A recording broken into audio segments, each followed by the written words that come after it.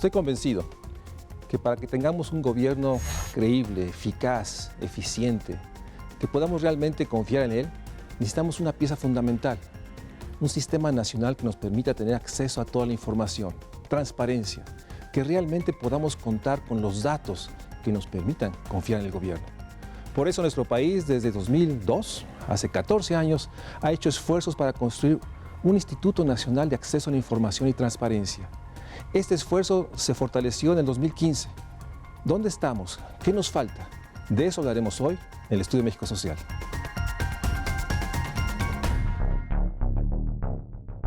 La corrupción es uno de los principales problemas que enfrenta el país. Se ha convertido en una práctica generalizada en todos los órdenes y niveles de gobierno en México. La corrupción corroe a las instituciones y está asociada a la opacidad gubernamental, al abuso en el diseño de reglas de operación y sistemas reglamentarios de los programas y servicios públicos y, sobre todo, se relaciona con la cultura extendida de no respeto a la ley. De acuerdo con la encuesta sobre calidad e impacto gubernamental 2015 del INEGI, la corrupción es el segundo problema que más afecta y preocupa a los mexicanos, solo después de la inseguridad y la delincuencia que imperan en el país. Y es que para que haya garantía de seguridad en el país, debe erradicarse la cultura de la corrupción en todos los niveles. De acuerdo con la Encuesta Nacional de Victimización y Percepción sobre Seguridad Pública, ENVIPE 2015 del INEGI, 78% de la población piensa que los policías de tránsito son corruptos. 66% piensa lo mismo de los policías preventivos o municipales. 65% piensa que los jueces se prestan a actos de corrupción. 65% percibe corrupción dentro de los ministerios públicos. 63% opina que los policías estatales son corruptos. 62% opina lo mismo de los policías ministeriales o judiciales. 59% de la población cree que la PGR es una institución corrupta. 54% de los mexicanos opinan que la corrupción está dentro de la Policía Federal.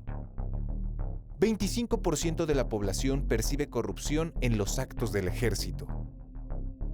Y 17% de los mexicanos creen que la Marina también ejerce actos corruptos.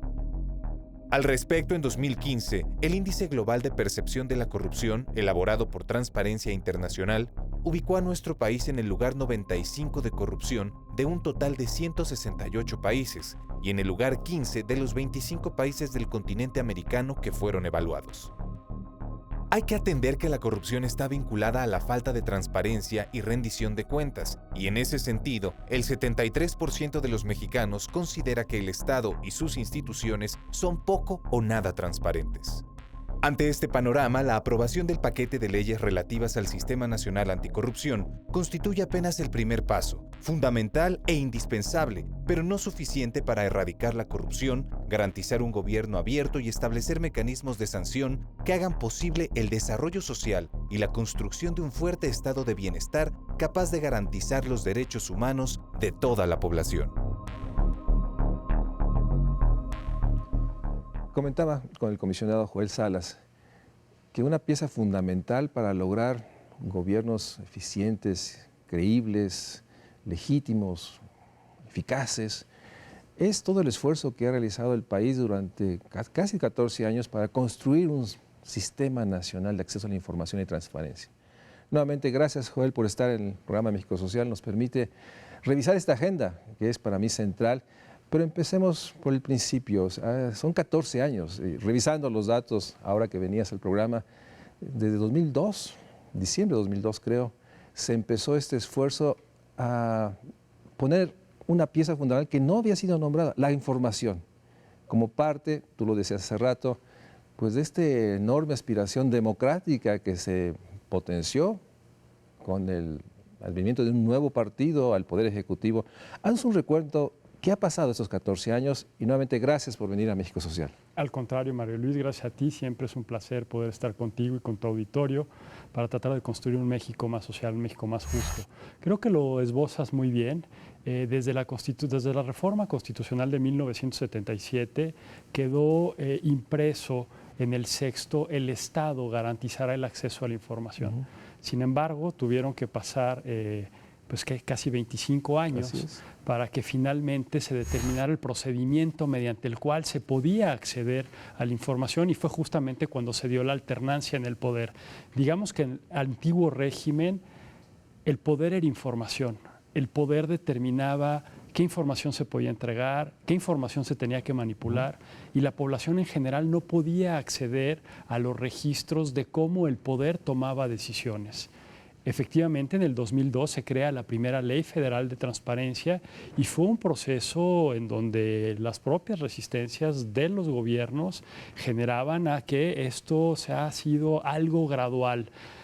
Cuando hay una anécdota cuando se decía, bueno, pues el presidente y los secretarios van a tener que transparentar a precisión sus sueldos. No, ¿cómo? Eso no es posible, Sí, ¿no? eso se olvida que antes de 2002 realmente no teníamos un dato cuánto ganan. Cosas que hoy vemos como parte de una normalidad fueron, y eso hay que reconocérselos al primer pleno del entonces IFAI, un trabajo de estar resolviendo los recursos de revisión para ir apuntalando, ir abriendo temas, que no fue nada fácil. ¿Por qué? Porque la cultura organizacional del servicio público en México no tenía como un ingrediente fundamental el hecho de que la información no le pertenecía al sector público, sino a los ciudadanos. Entonces, 12 años después, yo te diría que en el Ejecutivo Federal ya hay un músculo que está funcionando, que está trabajando, pero sin duda tenemos grandes desafíos por delante que me imagino que ya vamos a entrar. ¿Qué sucedió en estos últimos 14 años? Sí. Que si bien es cierto que el Ejecutivo Federal de una manera u otra empezó a avanzar bien, teníamos una gran disparidad en términos de los otros poderes. Y la República, me imagino. Los estados no creo, no sé, tú platícanos. Y de los otros niveles de gobierno, en donde pues tenías estados que tú querías saber incluso el sueldo de, por ejemplo, un regidor o de un alcalde, y era imposible saberlo hasta hace poco tiempo con precisión. Señalas el sueldo porque es emblemático, pero obviamente de ahí se desprende que no sabíamos cómo asignaban sus recursos, cómo gastaban o justificaban gastos, ¿no? Remodelaciones, etcétera. Una gran opacidad, habría que decirlo así, que les daba poder, porque finalmente no había manera de conocer realmente cómo se ejercían los recursos o cómo se tomaban las decisiones. Entonces, estos años, tu balance sería, poco a poco se logró que las entidades y los otros poderes también asumieran esta transparencia. Justamente a eso obedece la reforma de 2014.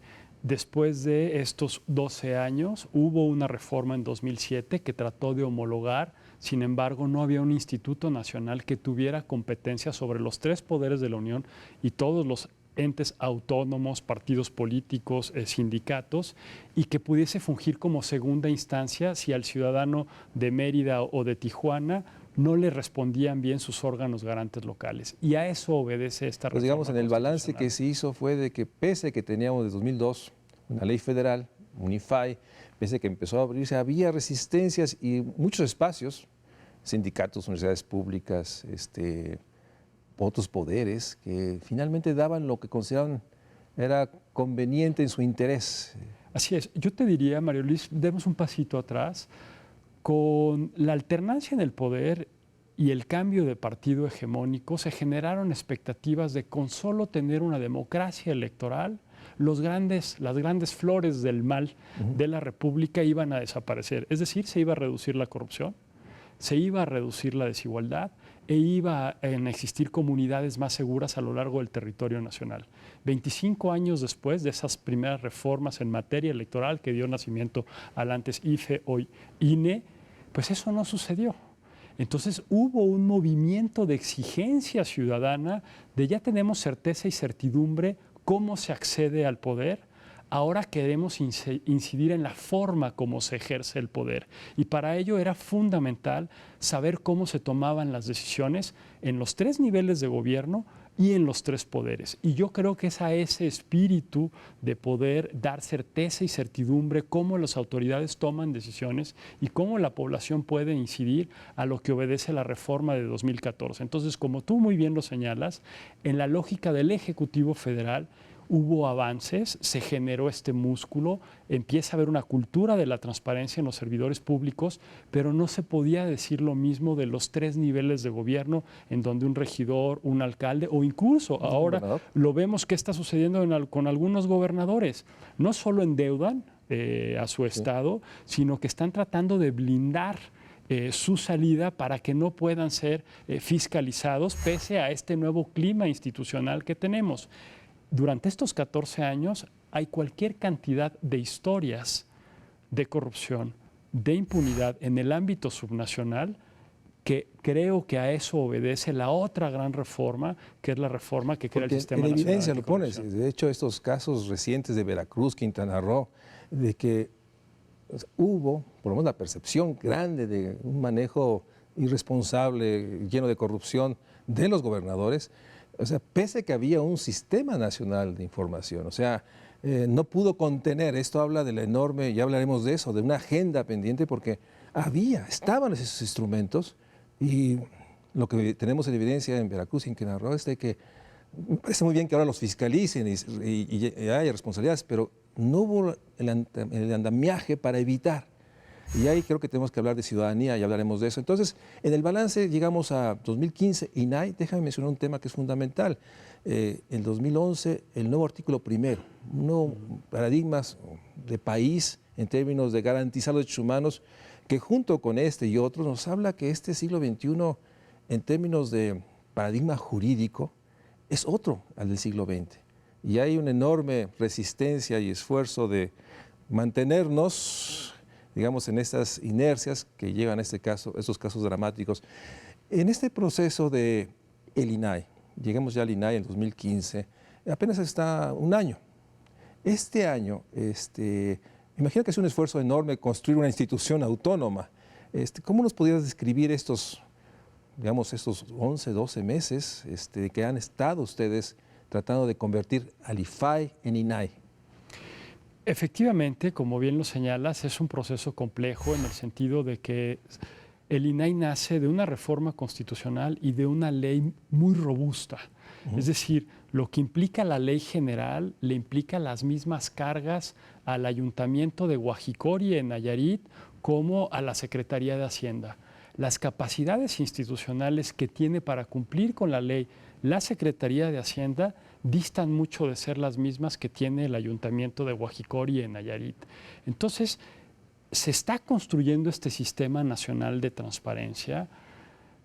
Hay voluntad de los actores políticos, hay voluntad de los órganos garantes, hay voluntad por parte de la población, pero las expectativas creo que son muy altas y la implementación de una reforma de este tipo yo creo que amerita atemperar las expectativas.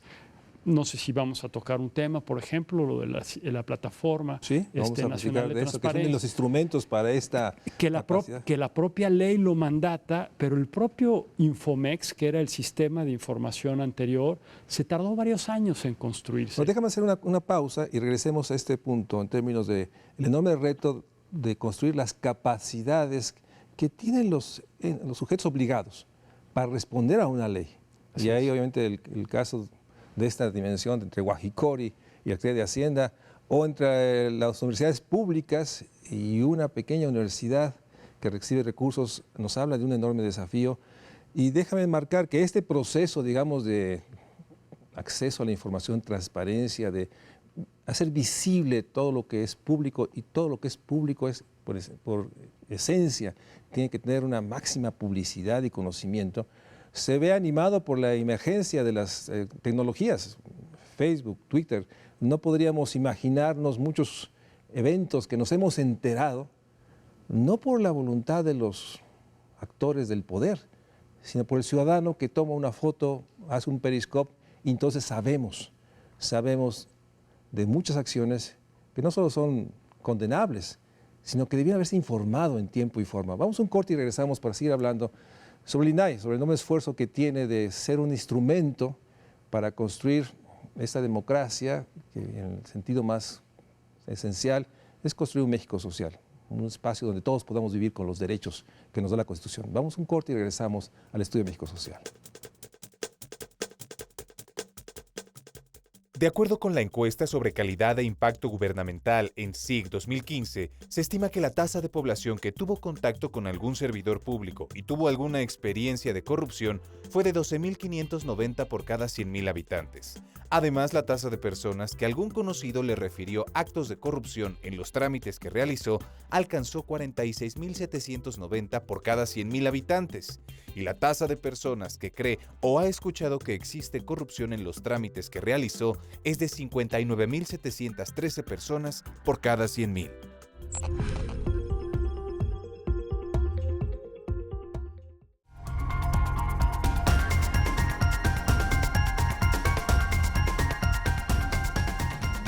Bueno, abriste un tema que creo que es mayor. El INAI impone más responsabilidades y obligaciones y de hecho se convierte en un organismo del Estado con enormes responsabilidades para construir este Estado, este México social. Platícanos de estas nuevas responsabilidades, cuántas más, y hazme una radiografía, porque me quedo con la atención de que si hay voluntad, creo que está en el discurso políticamente correcto decir que qué bueno el acceso a la información, la transparencia, nadie va a decir que no, pero sí ha habido reacciones, digamos, de defensa o de limitación, esto no, por ningún motivo, en fin, o sea, platícanos este año intenso, desde que surgió el INAI, ¿cómo se ha vivido adentro? Como lo has dicho, de manera intensa, la propia Ley General estableció un lapso de un año para que todas las entidades federativas armonizaran su legislación. Como bien señalabas, pasamos de 17 obligaciones de oficio, que esa es la información que tiene que estar sin que medie una solicitud de información en los portales, a 48 para todas las instituciones del Estado mexicano, y luego la ley federal determina algunas particulares en materia de hidrocarburos, en materia de política exterior, en materia de agricultura y ganadería. Y en este año, que concluyó el pasado mes de mayo, pues al final se armonizaron la mayoría de legislaciones estatales. Entonces, como bien dices, hubo una movilización en términos retóricos muy importante. Nadie se puede oponer a estos temas. O sea, los mexicanos quieren saber cómo sus autoridades toman decisiones, cómo se gastan el presupuesto, cómo pueden mejorar, como bien decías hace rato, el acceso a otros derechos fundamentales, como son la salud, como son la educación. Pero en la práctica se quedó hasta el final gran parte de las legislaciones. En el INAI antepusimos incluso 7 acciones de inconstitucionalidad. Pues digamos que el Ejecutivo, el Legislativo retrasaron, no entremos en el calificativo, la emisión de leyes fundamentales para construir este Sistema Nacional de Información, que por otra parte, y te pediría que empecemos a hacer el GOSNE, pues es una parte fundamental del Sistema Nacional Anticorrupción. O sea, pareciera ser que en términos jurídicos legislativos, ha habido retrasos.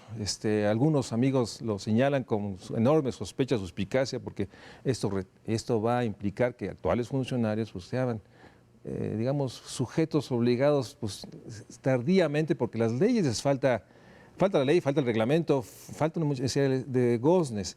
En ese sentido, este esfuerzo del INAI ha sido incluso a llevar a reclamos, a controversias constitucionales en términos de la urgencia de poder poner esos dos estructuras a punto para enfrentar lo que Veracruz y Quintana Roo, por hablar emblemáticamente, nos han revelado. Bueno, por ejemplo, tenemos el caso de Veracruz, que si mal no recuerdo, se aprobó la legislación, pero no ha sido publicada por el Ejecutivo, la nueva ley de transparencia. Entonces, el gran desafío que tenemos hoy es su implementación.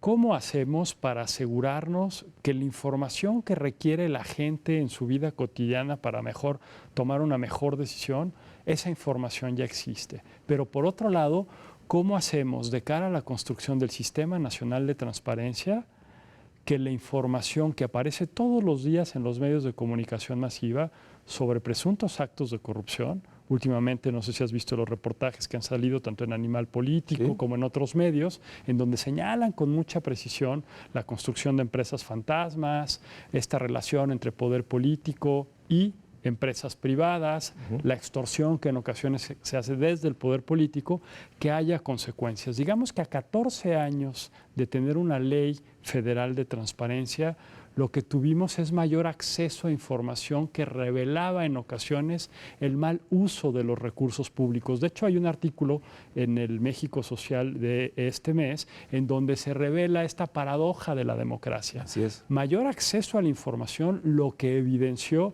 como diría Max Kaiser, es que un ingrediente fundamental del sistema político era la corrupción. Bueno, justamente hoy más de 635,000 personas salieron a exigir que hubiese una legislación acorde, desde luego impulsado por un movimiento social que viene de tiempo atrás haciendo esta exigencia, con la finalidad de reducir un manto que prevalece en todo el territorio nacional y que es la impunidad. Mayor transparencia por el momento no ha significado en la práctica menor corrupción. Y a eso obedece la construcción de este nuevo Sistema Nacional de Transparencia que va a presentar grandes desafíos, porque como lo vimos en el caso de la construcción del Sistema Nacional de Transparencia, en donde el diseño normativo es muy robusto y su implementación está siendo difícil, ¿qué va a suceder con el Sistema Nacional Anticorrupción, en donde va a tener al menos 5 sistemas que van a tener que hablarse entre sí? En este momento hay un primer paquete de 7 leyes que se modificaron y estas 7 leyes van a tener que tener un correlato en cada una de las entidades federativas. Entonces creo que vamos a entrar a un momento crítico en donde, si tú analizas, por ejemplo, Latinobarómetro 2011, ya los mexicanos decían que uno de los principales problemas que tenía nuestra democracia era la falta de transparencia y corrupción. En 2015, 75% de los mexicanos señalan que no se ha hecho nada para combatir la corrupción. Acaba de salir una encuesta reciente de Parametría en donde señala que 2 de cada 10 mexicanos salieron a votar pidiendo que hubiese resultados en materia de combate a la corrupción. Hoy ya tenemos un gran diseño normativo para poder combatir la corrupción. ¿Qué pasa si no hay resultados en el corto plazo? Como también dice el Latinobarómetro, de esos 2 de cada 10 mexicanos que están satisfechos con nuestra democracia, ¿con cuántos nos vamos a quedar? Y si le sumas los datos de la calidad de los servicios públicos, las encuestas de INEGI, nos habla de un enorme malestar. Y ahí déjame puntualizar, mayor transparencia no ha significado que evitemos la corrupción porque faltan muchas piezas y por eso esta ley de 3 de 3, que sin duda es un elemento, es parte de algo más complejo que pareciera ser, déjame decirlo desde afuera, que el poder se resiste, ¿no?, a articularlo cuanto antes, a asignarle recursos, porque esto va a implicar enormes recursos a cada una de las entidades obligadas. Van a tener que poner oficinas, coordinaciones, unidades que estén respondiendo. O sea, como que parece ser que todavía falta muchísimo y la población empieza a sentir que, esa es mi preocupación, que aún la poderosa idea y el principio de la transparencia y la información no logra estar lista para enfrentar ahorita. Entonces, en ese sentido, yo creo que ustedes están sintiendo esa presión de la exigencia, la urgencia, pero otra parte, técnicamente, jurídicamente, debe haber muchos puntos. O sea, ¿cómo están ustedes asignando, transitando para que, sabiendo que políticamente es urgente para el país, esta confianza en las instituciones, enfrentar estas resistencias? Ha habido controversias constitucionales. Me imagino que ha habido entes de poder que dicen esto no es reservado. Y ahí ustedes, ¿hasta dónde es el balance? ¿Ustedes han logrado ser esa instancia, digamos, del Estado que obligue a que se cumpla la ley? Iniciaría citando a un amigo en común, David Concevic, y dice, las expectativas van en elevador, los resultados que puede proveer un gobierno van subiendo en escaleras. Entonces, creo que ahorita hay grandes expectativas en la población de que haya menos corrupción, de que los gobiernos sean mucho más transparentes, pero implementar este tipo de reformas toman tiempo. Yo creo que hay que atemperar las expectativas. Los resultados del sistema anticorrupción creo que los vamos a empezar a ver, si nos va bien, en 5 años. O sea, 2021. Si nos va bien, insisto, porque apenas ahorita van a salir las 7 normas y luego se tiene que integrar el Comité de Participación Ciudadana, en donde el Senado va a nombrar a los ciudadanos que van a nombrar a los ciudadanos, a los 5 que van a formar parte del Comité de Participación Ciudadana. Se tiene que definir quién va a ser la autoridad responsable del Ejecutivo de coordinar ¿Quién lo va a encabezar los esfuerzos al interior del Ejecutivo Federal para que entre y se ponga en práctica el sistema? Se tiene que generar las nuevas salas especializadas dentro del Tribunal Administrativo que van a ser las que van a sancionar las faltas graves en materia administrativa. Tiene que venir el nombramiento del nuevo fiscal anticorrupción, se tiene que hacer la reforma interna al interior de la PGR, y eso estamos hablando única y exclusivamente a nivel federal. Luego repliquémoslo, este mismo proceso a nivel de las entidades federativas. Y para responder concretamente a tu pregunta, efectivamente en el caso de 7 entidades federativas pusieron algunas cláusulas en sus normatividades, algunos artículos en sus normatividades locales que contravenían el espíritu del sexto constitucional, y nosotros tuvimos que anteponer las acciones de inconstitucionalidad. ¿Quién va a ser el responsable de anteponer esas posibles acciones de inconstitucionalidad en el caso de la homologación normativa para crear los sistemas estatales anticorrupción? A diferencia del Sistema Nacional de Transparencia, la reforma del Sistema Nacional Anticorrupción sí obliga a que se creen los sistemas estatales anticorrupción. Entonces, es un proceso de arquitectura, de diseño institucional que va a tomar tiempo. Entonces, ahí yo sí creo que vale la pena atemperar. Y el gran desafío es cómo canalizamos. En el país estuvimos acostumbrados a hacer una simbiosis entre participación política y salir el domingo 1 de julio a depositar nuestro voto en la urna. Yo creo que hoy, como tú bien lo decías, el costo de participación política se redujo sustancialmente con la revolución en las tecnologías de la información, y no solo eso. Hace poco ya 635,000 mexicanos salieron a participar para pedir un marco normativo. ¿Cómo va a ser el sistema político en su conjunto para que toda esa participación ciudadana se canalice en vigilar, en un primer momento, que en todas las entidades federativas se tengan los mejores marcos normativos, y 2, algo fundamental, debemos de salir del consenso en las normas para llegar al consenso en las prácticas? Que esa participación ciudadana exija a que los actores políticos y las autoridades en general modifiquen su comportamiento en la práctica, pero que también la sociedad cambie en su forma de interactuar con las autoridades. Sin duda, queda un aire, déjame decirlo, de este segmento de enorme frustración. Yo creo que si algo hemos vivido en este año, lo que se comentaba de Coahuila, el endeudamiento que generó una ley, y lo que ha pasado en Quintana Roo y Veracruz, al revés, ha activado esa urgencia, esa necesidad de evitar que pase. No solo que se castigue si hay responsabilidades, lo cual esperemos que suceda, sino que evitar que pase. Y como bien nos relatas y nos informas, faltan tantos pasos, la arquitectura es tan compleja, requiere toda la voluntad, y yo diría que hay una voluntad, digamos, gradualizada. ¿No? Parece que sí hay para ciertas cosas, pero después se pospone la discusión de la ley o se pospone el proceso. Yo diría que esperemos que los nuevos gobernadores que están entrando este año activen de inmediato en esas entidades, pero sí hay una sensación de que vamos demasiado lento.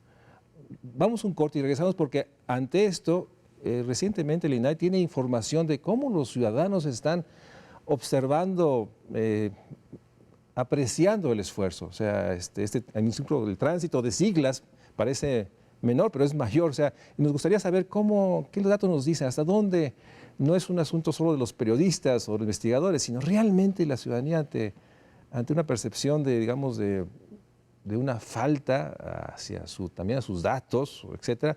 ¿Hasta dónde ustedes han recogido en términos de que preservemos, conservemos, construyamos un organismo del Estado, que es el INAI, y que ahora está en las manos de ustedes, y que, pues como bien nos señalas, falta tanto que a veces no apreciamos lo que se está logrando, y creo que es un atrapamiento que se vive en todas las esferas. Vamos a un corte y regresamos al Estudio de México Social. Según la encuesta sobre calidad e impacto gubernamental en SIC 2015, mientras que la tasa de prevalencia de corrupción alcanzó 12.590 víctimas por cada 100.000 habitantes, la tasa de incidencia fue de 30.097 actos de corrupción por cada 100.000 habitantes en trámites, pagos y solicitudes de servicios públicos, así como otro tipo de contactos con servidores públicos en áreas urbanas. Las entidades con mayores tasas de actos de corrupción son Estado de México, Sinaloa, Chihuahua, Sonora, Baja California Sur, Morelos y Michoacán.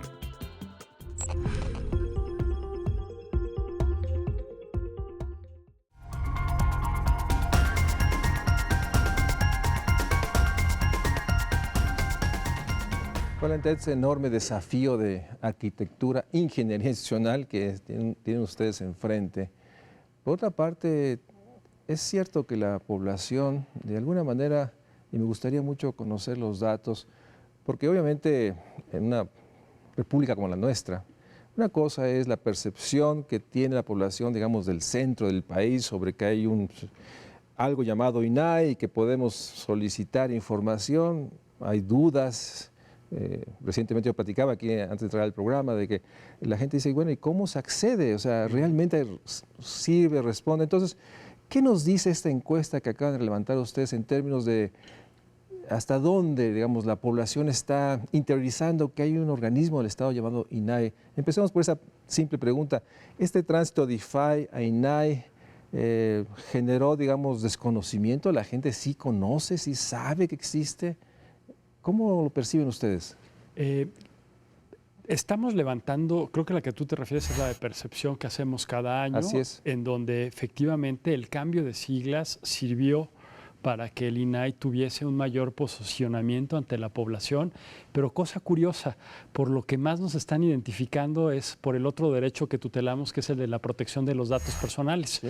Un tema que, como bien lo decías al inicio, a través de las redes sociales ha crecido mucho en la esfera pública, y esto que se llama el robo de identidad para, ya bien sea una tarjeta de crédito o lo que sea, y te usurpan tu identidad, se ostentan como tú y se pueden cometer fraudes. Sí, datos fiscales, por ejemplo. Exacto, eso está aumentando y es ahí donde nosotros entramos. Entonces, digamos que el grado de conocimiento de la institución ahí va, sin embargo, sigue siendo dos derechos que se utilizan poco todavía por parte de la población. Sería el balance. Todavía no se ha interiorizado que la información y digamos, la protección de datos son dos derechos fundamentales de cada individuo. No ha llegado todavía a la población. Así es. Y estamos en un levantamiento de una encuesta nacional con el INEGI, que esos los resultados los vamos a tener hacia finales de año, en donde va a presentar un mapa muy interesante en el sentido de que nos va a arrojar cuál es el tipo de información que la población necesita.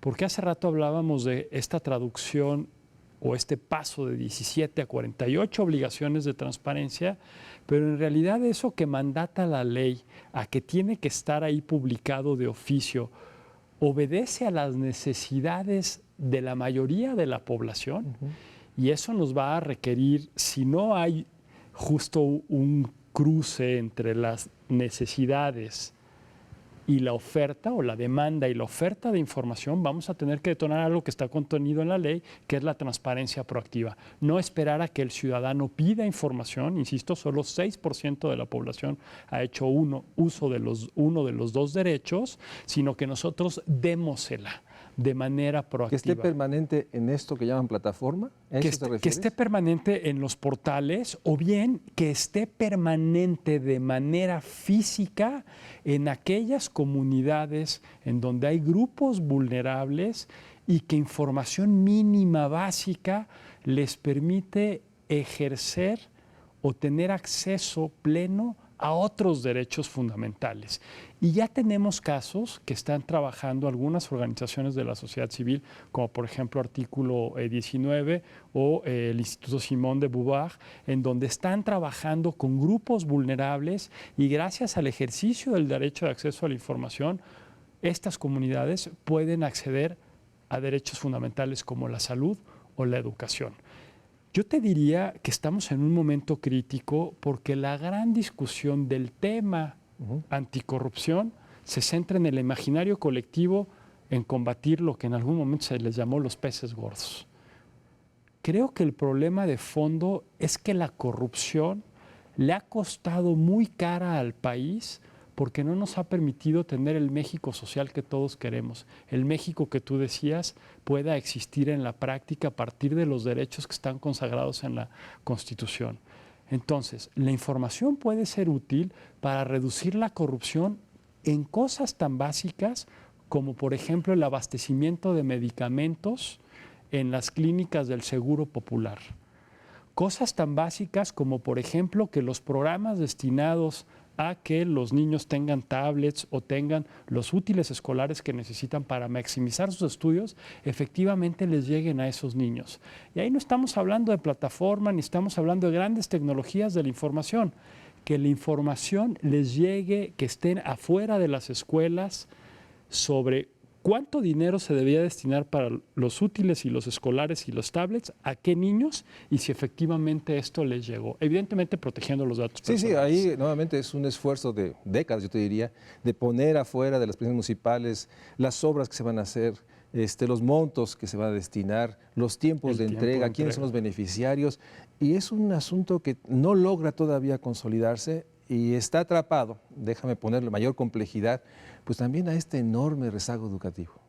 5 millones de mexicanos son analfabetas, tenemos más de 21 millones de mexicanos que no han terminado primaria, secundaria, o sea, hay una población muy vulnerable, obviamente eso se concentra en los grupos indígenas, ¿no? Las localidades indígenas como en tu entidad, que es evidente que ahí cómo llegamos con estos derechos, ¿no? Cuando lo esencial es una vivienda digna, un ingreso digno, agua en la casa, drenaje en la casa, una escuela de calidad.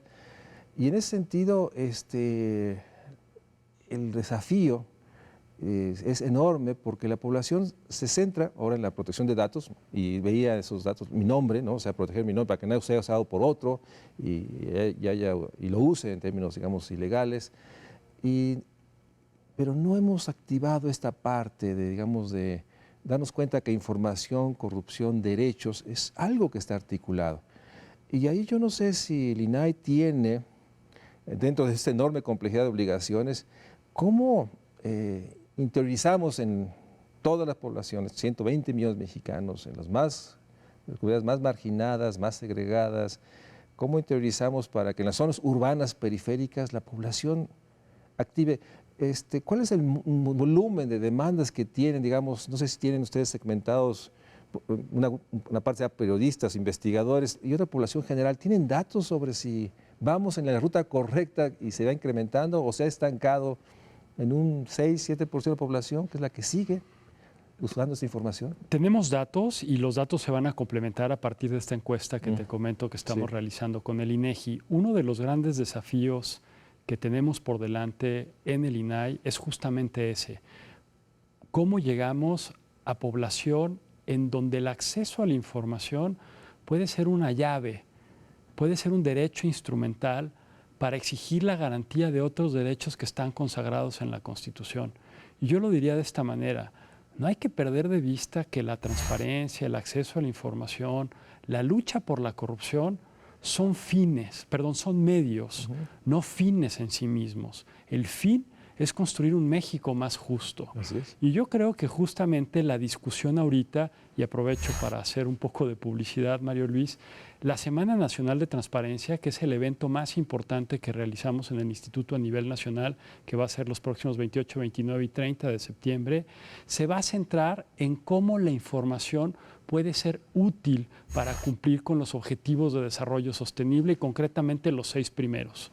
¿Cómo podemos reducirla haciendo uso inteligente de la información que está disponible para toda la población? ¿Cómo podemos hacer para erradicar la pobreza, que es el objetivo número 1? Exactamente.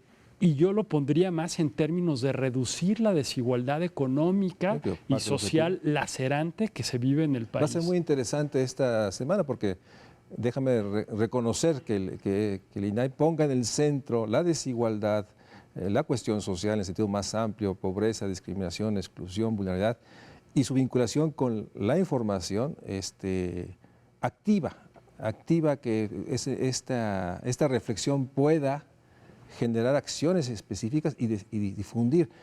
¿Dónde va a ser este evento, seminario, reunión? Estamos viendo si el primer día de apertura lo hacemos en el Senado de la República y luego ya nos vamos a las instalaciones del Instituto, del INAI.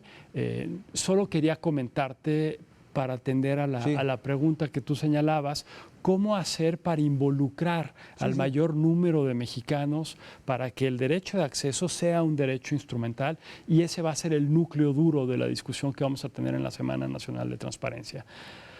Las encuestas nos dicen que por el momento, como bien tú señalabas, sigue siendo un derecho que en su mayoría se ejerce por académicos, se ejerce por periodistas, se ejerce por la comunidad práctica de transparencia, múltiples organizaciones de la sociedad civil, y se ejerce sobre todo por los servidores públicos. Pero a la par tenemos ejercicios como esta comunidad de Chontales en Chiapas, que es un trabajo que hizo Artículo 19, en donde una madre de familia estaba en peligro su salud, tiene que ir a la clínica comunitaria. En la clínica comunitaria no está el doctor, que le pagan con recursos públicos 28,000 pesos mensuales. Hacen una solicitud de acceso para saber por qué no estaba el doctor y por qué no había los medicamentos que tenían que estar, y a partir de eso, en una reunión del comisariado ejidal, definen anteponer una denuncia ante la Secretaría de Salud de este estado, Chiapas, y la Secretaría de Salud responde: mire, aquí está el recibo de los 28,000 pesos que le pagamos mensualmente a este profesor, y aquí está el comprobante de todos los medicamentos que nosotros proveímos para que estuviesen en la clínica. Vamos a actuar de manera directa contra este médico, pero por el momento les vamos a poner a otro médico y les vamos a dar todos los medicamentos que deberían de llegar. Bueno. Hubo una discusión fuerte en la comunidad porque decía, bueno, pues si yo ya tuve acceso a otra clínica comunitaria, me gasté cualquier cantidad de dinero para llegar ahí, y una comadre le dijo: pero tenemos que hacer uso del derecho de acceso para que no le vuelva a pasar a nadie en la comunidad. Entonces, este ejemplo puntual y concreto nos revela cómo, cuando hay conocimiento de este derecho, puede ser utilizado para garantizar otros derechos, en este caso. Creo que has sido muy enfático y te agradezco mucho el ejemplo, porque tenemos que bajar a ese nivel, que la información puede resolver, puede realmente ser una palanca para obligar que los gobiernos, que los servidores públicos cumplan sus obligaciones, más cuando hay recursos y cuando se han destinado enorme cantidad de esfuerzos. Y bueno, tenemos que difundir eso y enfrentar otra de las complejidades, déjame decirlo. Todavía en nuestro país, probablemente a finales de este sexenio, llegamos a que el acceso a Internet llegará a 6 de cada 10 hogares. O sea, no podemos simplemente pensar que porque está en plataformas la gente puede acceder. Tenemos que reconocer la enorme desigualdad y las brechas tecnológicas. Otro tema que hace muy difícil el esfuerzo de usar la información, la transparencia, para garantizar derechos. Vamos a un corte y regresamos al Estudio México Social para ver los desafíos. O sea, ¿qué podemos esperar en estos próximos meses, teniendo como horizonte la urgencia, que no se repita, que podamos realmente articular medidas más allá del Sistema Nacional Anticorrupción que permitan empoderar ciudadanos y exigir que se cumpla la ley? Vamos a un corte y regresamos a México Social. Uno de los grandes problemas que enfrenta nuestro país es lo que comúnmente se denomina como la tramitología gubernamental, la cual constituye un obstáculo permanente para el desarrollo de la vida cotidiana de la población. En 2015, según datos de la Encuesta Nacional de Calidad e Impacto Gubernamental, la población mexicana sufrió experiencias de corrupción al realizar trámites, pagos y solicitudes de servicios públicos, además del contacto con autoridades y servidores públicos. Al respecto, el mayor porcentaje de experiencias de corrupción se registró en el contacto con autoridades de seguridad pública, con un 52.2%, seguido de los trámites ante el Ministerio Público con un 23.7%.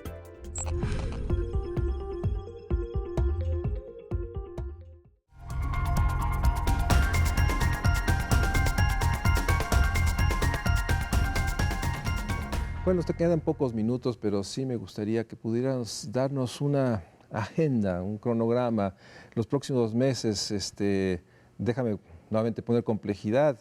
Una administración, un gobierno federal que ya entra a su último tercio, 2 años, meses, etcétera, con una complejidad política brutal, un poder legislativo con una enorme cantidad de agendas pendientes, de leyes, etcétera, nuevos gobernadores que pueden ser posibilidad, pero también retrocesos, ¿no? Y, en fin, o sea, en los próximos meses, ¿cuál sería para ti, digamos, objetivos, digamos, realistas, pero inevitables para ir avanzando y que no se nos vayamos al 2030, digo, porque nos dejaste con la sensación de que esa es una fecha pues, que puede suceder si las cosas siguen en esta enorme complejidad de que las prioridades cambian y los esfuerzos y voluntades a veces pueden ser mucho menores que lo que se pone en la mesa. ¿Qué van a ser los próximos meses? ¿Cómo podrías ver, cuál es la agenda que ustedes han platicado como mínimos necesarios hacer en los próximos meses, el siguiente año? Vayámonos con el orden que planteas. Sin duda, el Ejecutivo Federal es una prioridad para nosotros. El Ejecutivo Federal tenemos que acompañarlo en el proceso de implementación de la ley. No se nos puede caer. El Ejecutivo Federal es quien mejor trabajo ha venido realizando y nosotros tenemos que hacer un acompañamiento de plena implementación de la nueva ley general y de la ley federal. Dos, tenemos que entrar con los otros poderes y los nuevos otros sujetos obligados, acompañamiento a sindicatos, acompañamiento a la Universidad Autónoma de México, a todas las... Que debe ser emblemática, me decirlo, en términos de mostrar cómo se puede establecer. Y los tenemos que acompañar, o sea, no tenemos nosotros que quedarnos, perdón por la expresión, pero nuestro castillo de la transparencia. Sí. Somos autoridad, pero también somos generadores de política pública y en este sentido tenemos que acompañar a los sujetos obligados. 3, tú lo señalas muy bien, hay cambio de 12 nuevas administraciones estatales. Creo que el resultado de la elección es muy claro y creo que todos los gobernadores entrantes sí tienen como una prioridad el tema de transparencia y el tema anticorrupción. Si estos nuevos gobiernos locales tienen la capacidad de dar buenos resultados, creo que estaríamos cambiando un poco la percepción de que nuestra democracia... Y poner en el centro de sus planes estatales de desarrollo, en el centro de una palabra que no hemos usado, de sus gobiernos abiertos, que deben construirse estas piezas claves, daremos muestras de que sí podemos avanzar con la rapidez que el país exige. Justamente es hacia donde quería apuntalar. Con la mayoría de estos gobiernos ya estamos realizando ejercicios de gobierno abierto y esta plataforma de gobierno abierto puede ser utilizada por la población para participar y de manera conjunta autoridades y población definir el mejor sistema estatal anticorrupción que se exija una adecuada implementación de sus leyes locales de transparencia y esto, insisto, con la finalidad de que la población constate en la práctica de que no hay un divorcio entre autoridades y las exigencias cotidianas que la población vive todos los días. ¿Cuál es el vínculo que va a permitir reconstruir esta relación muy deteriorada? La gente no cree prácticamente en ninguna autoridad, justamente en la información.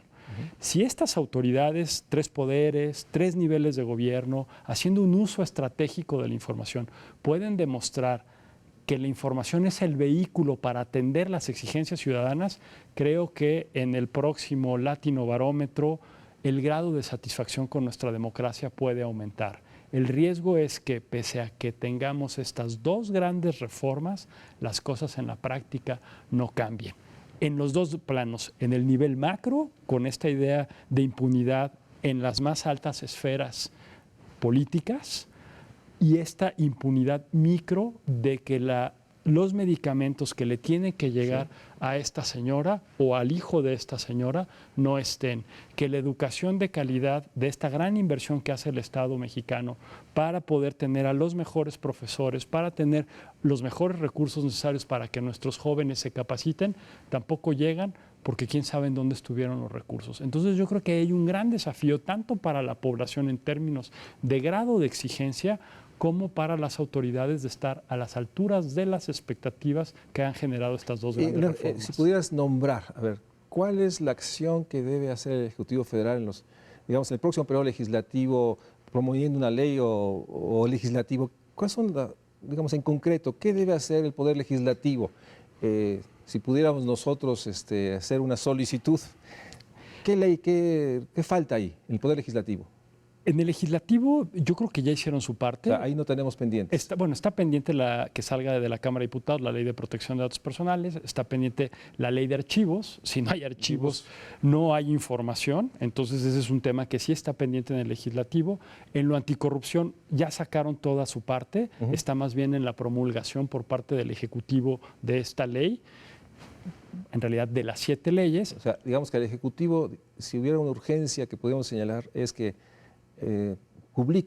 que promulgue las leyes. El paquete de 7 leyes que ya fueron aprobadas por el legislativo. Para que se dé el proceso. Para que inicie la instalación del Sistema Nacional Anticorrupción y quizás una ley que sí va a ser importante, que entre a la discusión en el legislativo, es la ley de adquisiciones.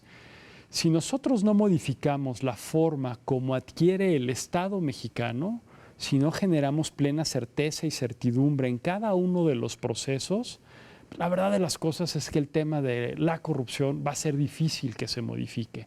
Y esta ley pues va a tener su correlato a nivel local. ¿Cuántas veces no te enteraste de adjudicaciones que fueron hechas a un pariente de un regidor o de un alcalde? La forma como compra el Estado mexicano se tiene que modificar con la finalidad de que dé plena certeza y certidumbre a partir de lo que establece el 134 constitucional de cómo son erogados los recursos públicos. Ahí yo creo que cerraríamos un primer ciclo de reformas y el gran desafío, te lo digo sinceramente, Luis Mario, nosotros lo vimos en materia de transparencia, es la implementación del Sistema Nacional Anticorrupción. Ya decíamos todos los desafíos que tiene, su homologación o armonización en el ámbito local, y si no hay resultados, las decepciones pueden aumentar, y cuando hay decepción y frustración con la democracia, ya vemos o hemos visto históricamente lo que puede suceder. Pues con ese comentario terminamos, Joel. Realmente te agradezco mucho este recuento. El desafío es mayor. Hay un malestar social en términos de que la corrupción, la inseguridad y la violencia y la corrupción son las dos grandes preocupaciones que están erosionando, digamos, la posibilidad de un México social. Lo lamentable es que la corrupción está erosionando incluso la legitimidad, credibilidad del Estado que tanto necesitamos para ordenar mercados, para establecer el sistema de justicia, para construir un sistema universal de seguridad social, para garantizar una educación de calidad para todos. En fin, está en el centro, por lo menos en esta visión de un México social. Y ahí tenemos tanto que hacer y por eso ojalá este programa sirva para que los gobernadores, los 12 gobernadores, se den cuenta que estos reclamos, estos señalamientos de Veracruz y Quintana Roo, estas últimas violaciones a los derechos, les exige que muestren en su propuesta de gobierno, en su acción diaria, que México requiere transparencia, rendición de cuentas para construir más democracia, que en el fondo es construir el México social. Joel, muchas gracias. Mucha suerte en la Semana Internacional, o semana que van a tener sobre transparencia y desigualdad, o transparencia y la cuestión social. Esperemos acompañarte y te espero pronto y ojalá podamos seguir dando cuenta de los avances, pero también de los desafíos. Y muchas gracias por estar nuevamente y gracias a ustedes por acompañarnos. Los espero en el próximo programa de México Social. Gracias, Joel. Gracias a ti, Mario Luis, por la oportunidad.